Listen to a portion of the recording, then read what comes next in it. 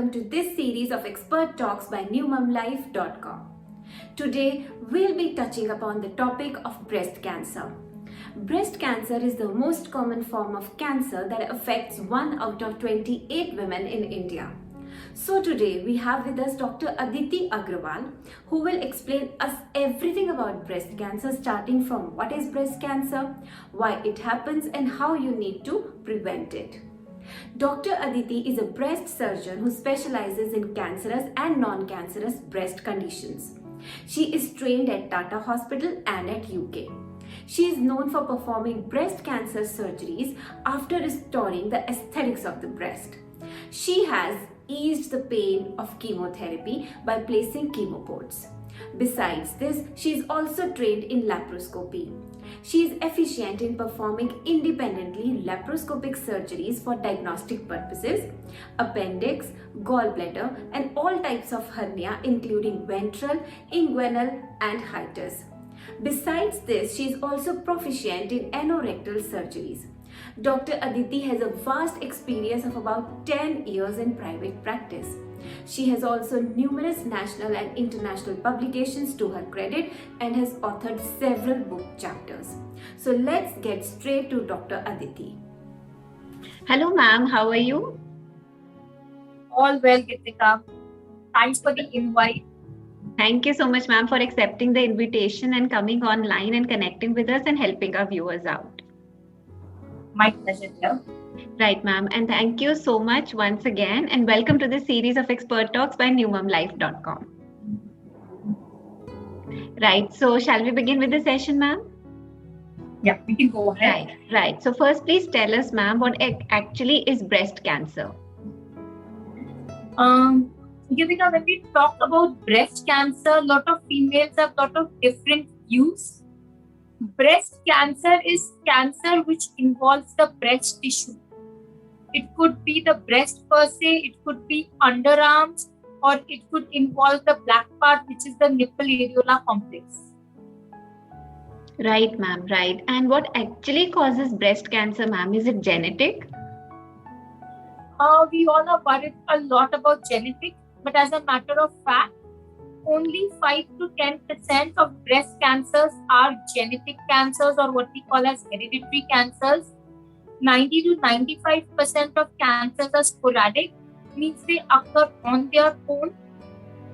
What exactly causes it, we don't know, but there are a lot of risk factors associated. Some are modifiable risk factors and some are ones which we can't modify. Like when we talk about modifiable risk factors, physical activity, obesity, drinking alcohol, smoking, these are things which we can modify. Intake of oral contraceptive pill, hormone replacement therapies as treatment of menopause. These are some things on which we do have a control.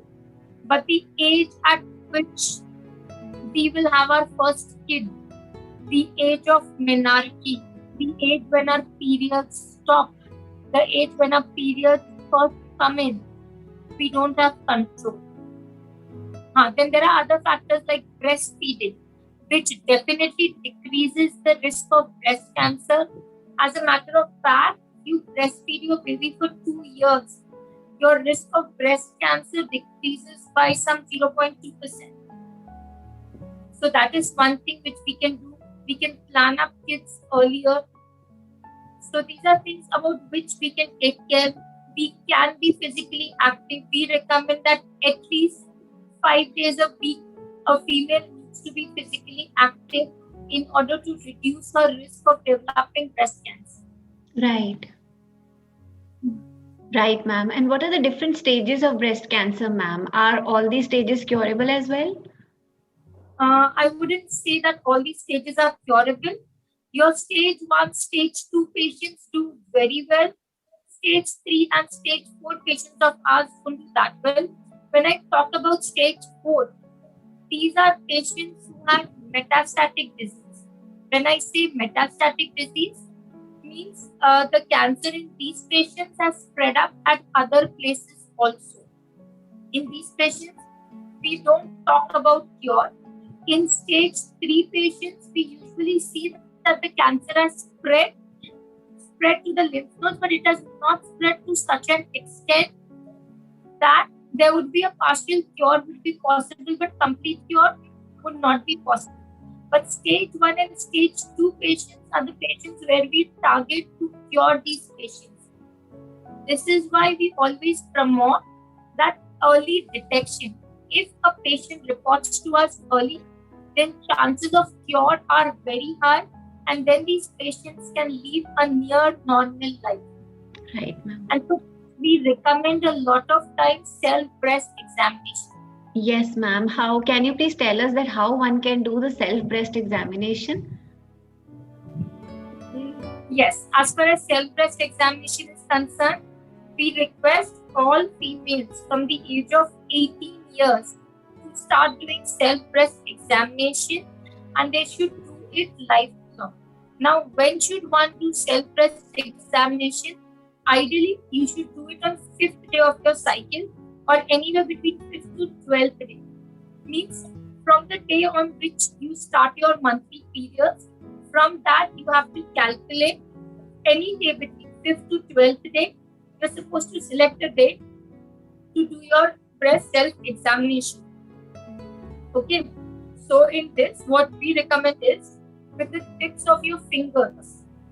With the tips of your first 3 fingers, you're supposed to examine your breast from your collarbone till lower down, from center till your underarms. What we want you to do is to make small round circles of the size of 1 rupee coin, and you examine in a pattern. So either you follow down to up to down to up, in such a way that your entire breast is covered. Right. You can do this while you're taking a bath or while you're lying down. If you're lying down, we recommend that your hand, which side you're examining, goes behind your shoulder, and from your other hand, fingertips, you examine your breast. While standing in front of the mirror, you can look at your breast, see if there is any new fullness, or if a portion of your breast has been pulled inside, or by chance if you feel that your breast is looking somewhat similar to the orange peel, if there is anywhere redness, then you are supposed to report immediately and meet a breast specialist like me, and you can get your doubts clarified as to if you have any concerns on it. Now the question would be, while examining the breast, like when you're doing self-breast examination, what are you supposed to look out for? You're supposed to look out for any lump. If you can feel any lump, anything different from your last breast examination, then you're supposed to report immediately. A lot of females have a habit of pressing their nipples again and again to see if there is a discharge. What we recommend is, you're not supposed to press your nipple to see if there is a discharge, but you're supposed to check your bra every day. If you realize that when you're doing your bra is stained with blood spots, or any greenish color spots, or any yellowish color spots, or even maybe milk, then you're supposed to consult a breast specialist immediately. Normally, you should not have milk if you're not breastfeeding a baby. You should not be having milk if you're not breastfeeding. So that is something which you're supposed to remember. So you're supposed to look out for a lump. You're supposed to look out for any kind of swelling, any kind of any look which is different from what was not there before, any change in shape or size of the breast, any kind of nipple discharge. You're supposed to report immediately. A lot of people get they notice a breast lump when they experience pain. But remember, out of, if I'm seeing 100 breast CA patients, it would be only 20% patients who would have pain in the breast, and then they would present to us. Otherwise, 80% of the patients would come to us with painless lump. So if you feel a lump, don't wait for it to develop any kind of pain and then to go and consult a doctor. Feel the lump, go and immediately consult a doctor. Right, ma'am. And right. One more thing. And for women who are not experiencing their periods, they can select any day in the month, and on that day they can do their breast self-examination. Right, ma'am. Right. Great information from your side. Now, ma'am, can you please tell us that which tests are basically used to detect the breast cancer? Usually, to detect breast cancer, what we follow is for women above the age of 40 years, we do an X-ray mammogram. For less than 40 years, usually for screening purposes, we do a sonography of both breasts. And then, depending upon the findings, we take up a call. If our suspicion level is high, we do something known as a biopsy, which helps us to decide about whether a person has any issues or not. Right, ma'am. And ma'am, what is the standard protocol followed for its treatment? The standard protocol that we follow for breast cancer treatment is, if a patient presents to us early and if she is in a condition where we can operate, our first protocol is going to be surgery. Things have changed now. Like when I was studying, during those days, we only talked if any patient has breast cancer, our only modality of treatment was removal of the breast, mastectomy. But things have changed now. Now I do a lot of surgeries where I save the breast, what we call as breast conservative surgeries, and at the same time we reconstruct it. I usually use local flap to reconstruct. That is, I do breast oncoplasty, for which I'm trained from UK, and for females where we have to do a mastectomy because either she has a diffuse disease or because it is for hereditary reasons, we can recreate a new breast with the help of an abdominal fat or from muscles from the back. So the surgical aspect has also changed now. So today it's not necessary that if you have breast cancer, you have to lose your breast. We can save your breast or we can reconstruct a new breast. Right. Another aspect, this is about the surgical. This is usually followed by something known as chemotherapy, where we give injections. This is further followed by radiation or radiotherapy, which every patient does not require. But that chemoradiation, it all depends upon what is your final report. And some patients need a tablet for 5 to 10 years. So these are the main components for our breast cancer. Right, ma'am. And what is immunotherapy, ma'am? Immunotherapy is still in a budding stage in breast cancer, so I don't think so we will go in details for you. Right, ma'am. Right. Great. And ma'am, what are the after effects of like chemotherapy and how one can overcome them? Chemotherapy, I would say the after effects are overrated. Nowadays, the drugs have improved so much that we don't see so much of side effects. Right. One thing where we are struggling is hair loss.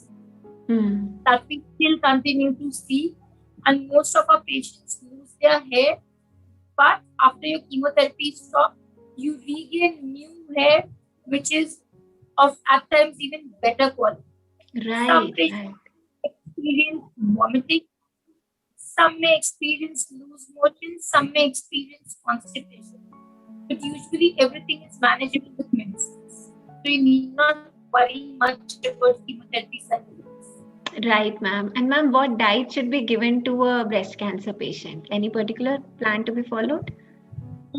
We want them not to gain weight, but to still be on a healthy scheme. What we usually recommend them is low carbohydrate, low sugar diet. Right. Otherwise, you're free to eat everything. Right, ma'am. And ma'am, boiled food would be better and less of outside. Right, ma'am. And ma'am, what tips you would give to the breast cancer patient and her family so as to stay positive throughout this long, difficult journey? I would just request them that it's not the end of life. You are going to do very well. You're going to survive very well. All you have to do is, after you have been diagnosed once, you have to just be a little careful so that if you notice any symptoms, come back and see us and try to lead a normal life. You're as good as normal. Right, ma'am. And ma'am, does it reoccur? I mean, this kind of a problem after the treatment is over? It can definitely reoccur. I always tell my patients that you have two breasts. So if you have operated upon one, there are chances of it to come back in another breast. What is important is you have to be careful. If you notice any change, come down and see us. But it's not necessary that you're 100% going to happen. Be regular with your checkup so that if it is very small also, we can pick it up soon. Right, ma'am. And ma'am, any precautions to be followed after the treatment so that the recurrence rate is low? Regular follow-ups, maintain a healthy lifestyle. Thanks. Right, ma'am. Right, ma'am. And thank you so much, ma'am. You have answered all our questions so well.